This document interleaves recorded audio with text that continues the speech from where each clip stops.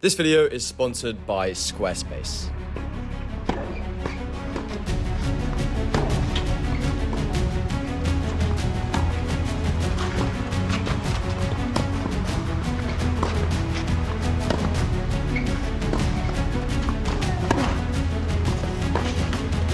This week I competed in Italy in the singles. If I win my first match, I get an ITF Pro Circuit Point. Let's see how it went. So this morning we landed here in Italy, here in Santa Margherita di Pula. Here I'm going to be competing in the singles qualifying draw just for 1 week. Today is the day before Saturday, so I'm going to be practicing with my friend Stefanos, and then obviously tomorrow I'm going to start my singles campaign here in Italy. So let's just jump straight in. I've got my session now, so it's going to be exciting. Hopefully you guys enjoy. So we arrived on the Saturday, the day before the matches started, and the qualifying on the Sunday.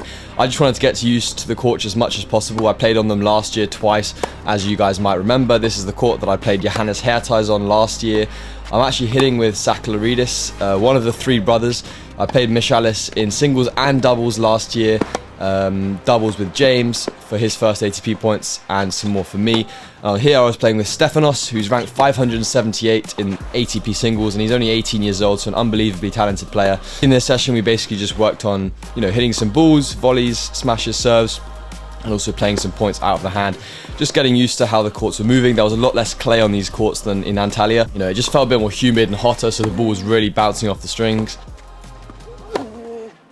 Then got to bed and woke up bright and early the next morning for a match. I was 4th on, so I had a little bit of time. You can see me here having my breakfast in peace, some fruit, cereal, coffee, which is obviously important, and some toast. I like to have a large breakfast when I'm not playing first on, because I don't really like to eat too much before my match. Usually during breakfast I don't like to think too much, I just like to eat, relax, and enjoy. I'm on my way to the practice, hitting with big man Stefanos. I'm obviously 2nd on, so gonna hit for around 15 to 20 minutes. I don't like to hit too much before my matches. So once again here I'm warming up with Stefanos in the morning of my match. I had a slight problem I was struggling with on my left adductor kind of groin area. Perhaps from the flight the day before, sitting for kind of 4 hours from Antalya on the flight, may have kind of pulled something or tweaked something, I wasn't sure. But it was pretty painful to raise my leg, so I wasn't sure how I was going to react on the clay with the sliding and stuff. So I was playing here with some long trousers. I didn't really want to let it affect me. Obviously I was there to compete and win, so I was, as you can see here, kind of able to hit and rally, and I did some sprints. And it felt reasonably good, so I kind of said to myself, look, let's just try and play on forehand as much as possible. And yeah, let's not try and do some crazy sliding and just play with it. A lot of players will kind of play with injuries. I wasn't taking any anti-inflammatories because I wanted to be able to feel the pain. And I also took a lot last year because of my operation, so I didn't think that was a great idea. But I had a good hit here with Stefanos, just warming up serves, especially lots of returns because I really wanted to stay nice and aggressive. And here you can see something a bit more intense, so everything was feeling good on the morning of this match. And so then it was time for my match. There were only 2 rounds of qualifying, so I had to win 2 matches to get through to the main draw, and only 1 match, so this match, to get 1 ITF Pro point, which is huge and will increase my ranking on the ITF Pro Circuit, help me get into more tournaments. Now my opponent let us film the match, but asked after to not be put on camera. I won this match pretty comfortably. I think my opponent gave me a lot of mistakes, but I also played very, very confidently and well. My leg felt pretty good, but drop shots, everything was working great. I'll go up 6-2, 5-1 and eventually take the match. I was also super pumped after that match as well. Do you know what I said? 6-3. I said, I didn't know whether you knew the score, so I said, I can't believe I'm about to lose a set to this guy. Yeah. I thought you'd stop panicking. Yeah, right. This meant that I was into the final round of qualifying and playing for a space in the main draw. It's really hot out here, Jesus. Hitting with Dimitris this morning, going through a match warm. I feel pretty good. Ball's flying. We were basically just warming up on the court that I was going to be playing on, pretty similar to the day before. This was only the 2nd day I was out there in Italy, so I was really trying to get accustomed to these courts. This court almost played a lot like a hard court, so I kind of knew the ball's not really going to bounce that much.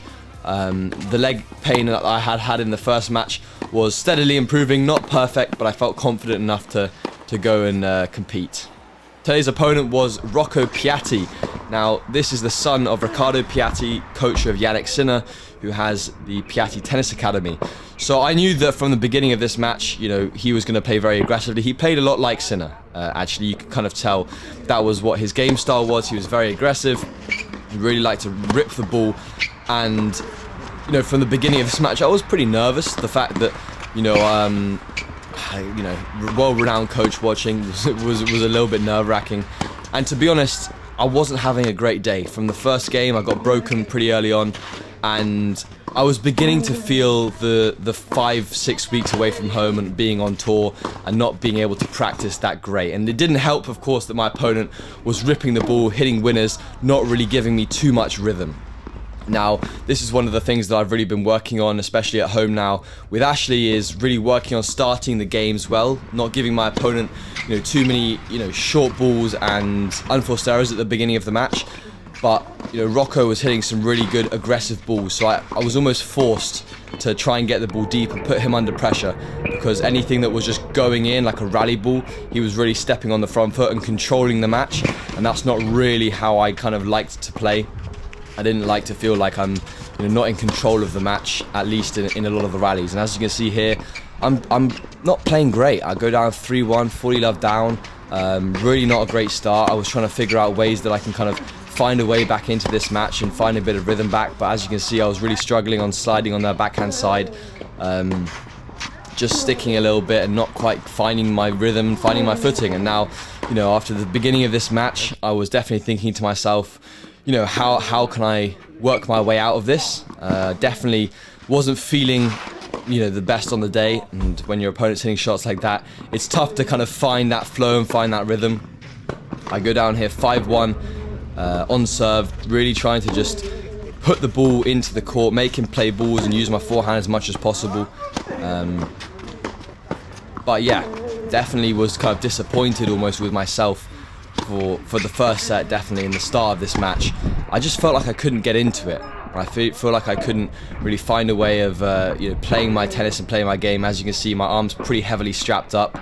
It isn't really causing me any more issues in terms of pain, but it's more just when I've played a lot of tennis over the last month, that fatigue builds up very, very quickly, and I could definitely feel it towards the beginning of this match. Of course, that's not an excuse for the level of tennis. Just on a lot of the shots like the serve, you can see me kind of just rolling it in, so I'm just taking away my own weapons. So big forehand, big serve.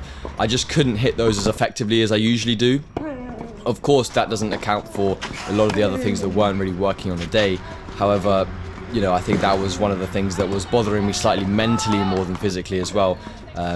It's something that's definitely improved so much over the last few months, but having been away from home for 4 or 5 weeks, playing lots and lots of matches, as you've been seeing in Antalya, singles and doubles, it was something that I knew that I need to go home and rest, basically. Nevertheless, I was still fighting in the second set, down 2-1, still on serve here, really trying to keep Rocco behind the baseline. He was definitely targeting my backhand side, and also when he was on the offense, he was very good at kind of hitting his targets, getting the ball deep.